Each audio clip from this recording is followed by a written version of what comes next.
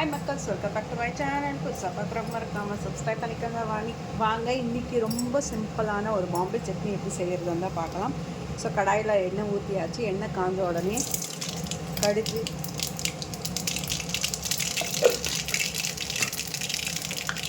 And உளுத்தம்பருப்பு, கடலைப்பருப்பு,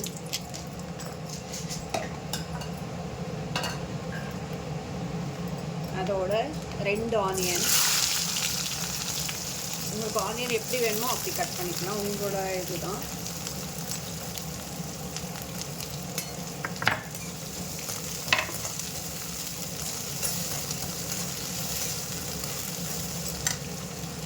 so இன்றைக்கி இந்த சிம்பிளான பாம்பே சட்னி வந்து லைக் இட்லிக்கு தான். நம்ம வீட்டில் இன்றைக்கி இட்லி, ஸோ அந்த இட்லிக்காக தான் இந்த பாம்பே சட்னியை.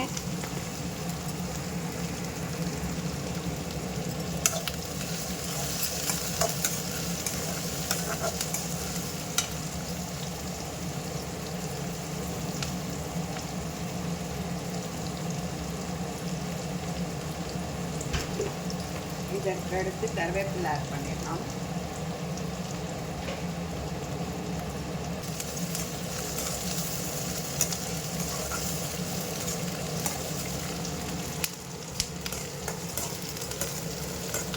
இது கொஞ்சம் நல்லா ப்ரௌனிஷ் ஆகட்டும். இந்த சைடு பார்த்தீங்கன்னா இட்லி வெந்துட்டுருக்கு.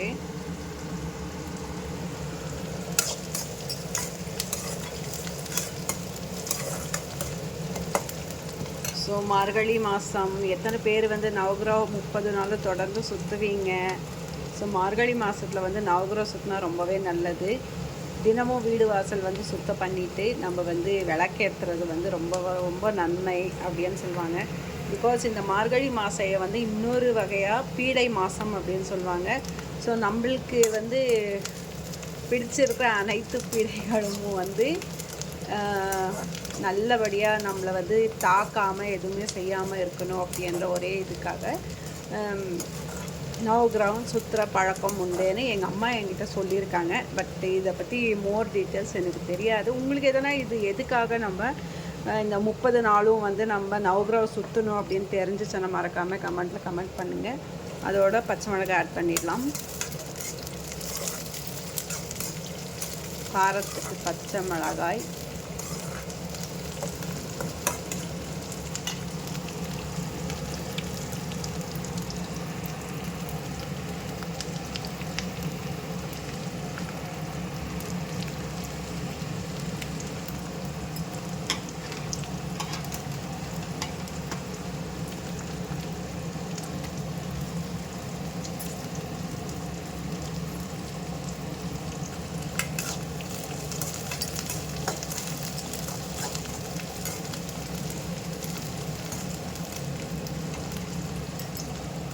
நெக்ஸ்ட்டு தக்காளி கட் பண்ணி வச்ச தக்காளி 2 தக்காளி எடுத்துருக்கேன். நான் இப்போ செய்யக்கூடியது பார்த்திங்கன்னா 3 பேர் சாப்பிட்ற மாதிரி தான் செய்கிறேன், நிறைய இல்லை. தக்காளி வந்து நல்லா வதங்கணும். சூப்பராக இட்லி தோசைக்கு வந்து சூப்பர் காம்பினேஷன். அண்ட் இதுக்கு அடுத்து பாம்பே சட்னி வேறு எதுக்கு போடுவாங்கன்றது நிஜமாகவே எனக்கே தெரியாது. லைக் சப்பாத்திஸ்கெல்லாம் நல்லா ஷூட் ஆகுமான்னு தெரியாது எனக்கு. பிகாஸ் நான் எப்போவும் பண்ணது பார்த்திங்கன்னா லைக் இட்லி தோசை 2த்துக்கு மட்டும்தான் நான் காம்பினேட் பண்ணுவேன்.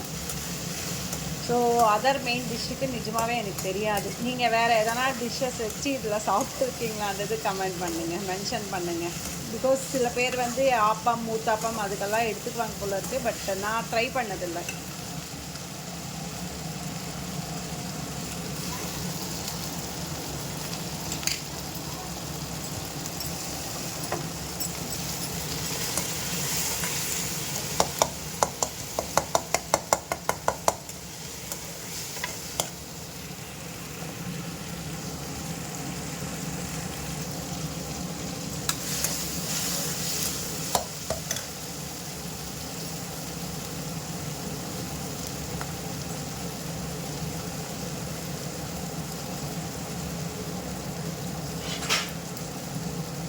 நம்ம இந்த பவுலில் வந்து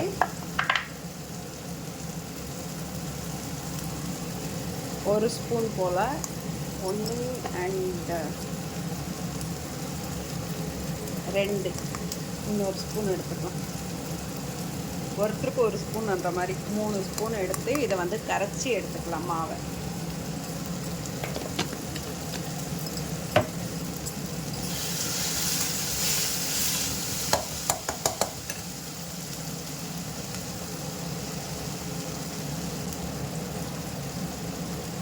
மாவை நல்லா கரைச்சிடலாம். ஸோ இந்த கரைச்சின மாவை வந்து நம்ம இதிலேயே ஆட் பண்ணிடலாம். பாருங்கள்,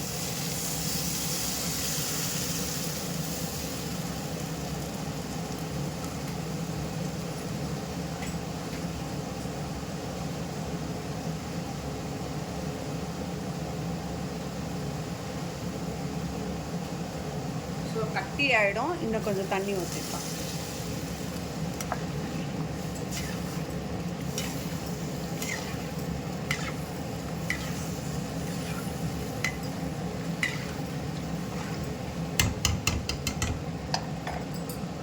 ஸோ இப்போ இதில் வந்து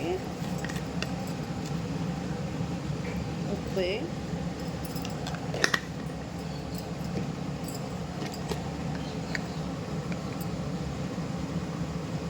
ரொம்ப கம்மியான ஒரே ஒரு பிஞ்சு போல் சில்லி பவுடர், கலருக்காகாது.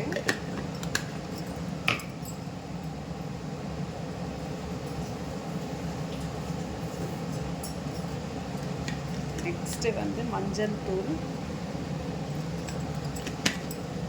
ஸோ முக்கியமான ஒரு இன்க்ரீடியண்ட்டு நான் மறந்துட்டேன், ஆயில் ஃப்ரை பண்ணியிருக்கணும், அதில் மறந்துட்டேன்.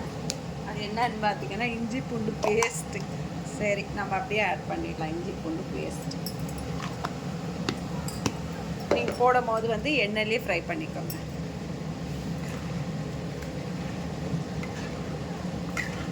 அவ்வளோதாங்க. மாவு குழம்பு சொல்லுவாங்க, பாம்பே சட்னி சொல்லுவாங்க. இதை வந்து பார்த்திங்கன்னா ஒரு 5 நிமிஷம் போல் நல்லா கொதிக்க விடுங்க. சலன்னு கொதி வரும்போது நுரை வரும். அந்த நுரை வர வரைக்கும் நல்லா கொதிக்க விட்டிங்கன்னா சூப்பரான பாம்பே சட்னி ரெடி.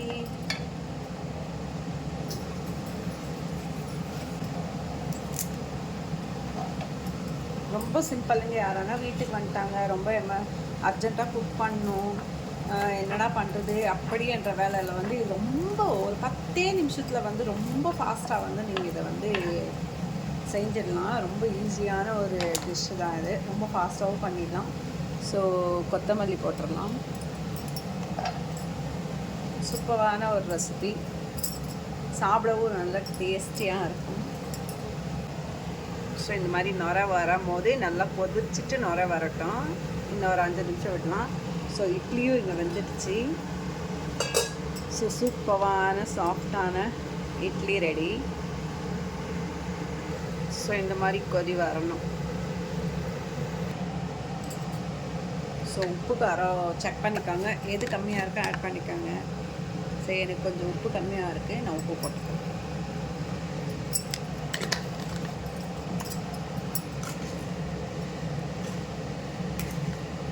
இந்த திக்னஸ் இருந்தாலே போதுங்க. ரொம்ப தண்ணியாக இருந்துச்சுனாலும் நல்லா இருக்காது. ஸோ கொஞ்சம் திக்காக இருந்தால் தான் நல்லாயிருக்கும். வாசனை பார்த்திங்கன்னா செமையாக இருக்குது.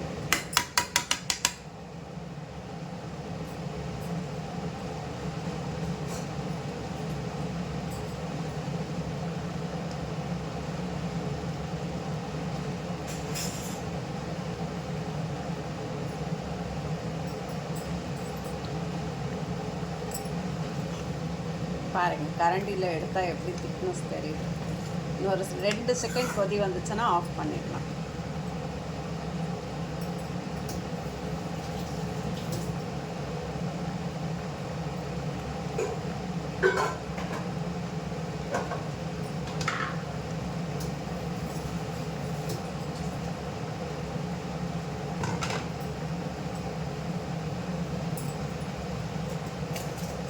சூப்பரான இட்லி அண்ட் சாம்பார் ரெடி ஆகிடுச்சு. இதை வந்து அப்படியே நம்ம புட்டு வாயில் போட்டோன்னா அவ்வளோ டேஸ்டியாக இருக்கும்.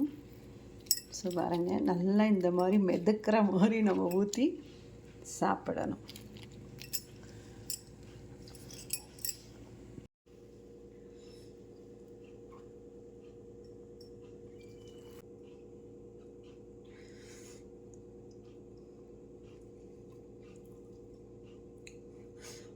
ரொம்ப சுடு சுடாக இருக்குது. டேஸ்ட் வைஸ் நிஜமாகவே சூப்பராக இருக்குது.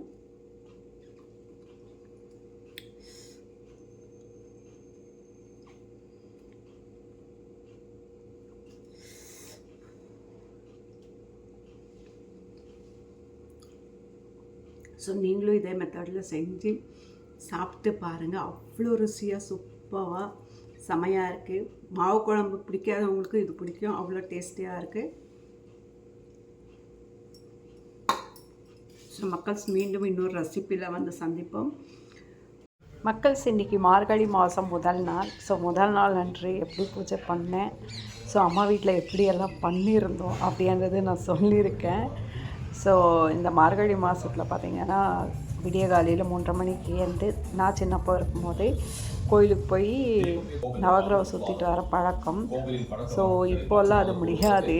அப்போல்லாம் போயிட்டுருந்தோம். 3:30 மணிக்கு எழுந்து சில்லன் பச்சை தண்ணியில் குளிச்சுட்டு ஒரு 2 டேஸ் கொஞ்சம் அப்படியும் இருக்கும். அதுக்கடுத்து செட் ஆகிடும். ஐ மீன் நம்மளுக்கு அது வந்து ஓகேன்ற மாதிரி இருக்கும். ஸோ கேங்காக எல்லாமே ஒன்றா நடந்து போய் கிட்டத்தட்ட ஒரு 5-6 கிலோமீட்டர் நடந்து போய் சாமியை பார்த்துட்டு அப்படி வருவோம். ஸோ மெயின் ரீசன் போகிறதே பார்த்திங்கன்னா அப்போ நம்ம சின்னப்போ வந்து சுண்டல் பிரசாதம் எல்லாம் கிடைக்கும் அப்படின்றதுனாலே போயிட்டு வந்து பார்த்திங்கன்னா வீட்டுக்கு வர்றதுக்கு ரிட்டன்னு ஒரு 6-7 மணி ஆகிடும். 7 மணிக்கு மேலே வந்து காஃபி குடிச்சிட்டு அப்படியே கொஞ்சம் நேரம் உக்காந்துட்டு ஒரு 8 o'clock 8:30க்கு பிரேக்ஃபாஸ்ட் சாப்பிட்டு ஸ்கூலுக்கு கிளம்பிடுவோம். நடந்தே போவோம். இப்போ இருக்கிற மாதிரி பஸ்ஸு, காரு, பைக்கில் ட்ராப்பிங்கு, பிக்கப்பு அப்படியெல்லாம் கிடையவே கிடையாது. ஃப்ரெண்ட்ஸ் எல்லாமே ஒன்றா சேர்ந்து கை கொத்துன்னு அப்படியே பேசின்னு நடந்து போவோம்.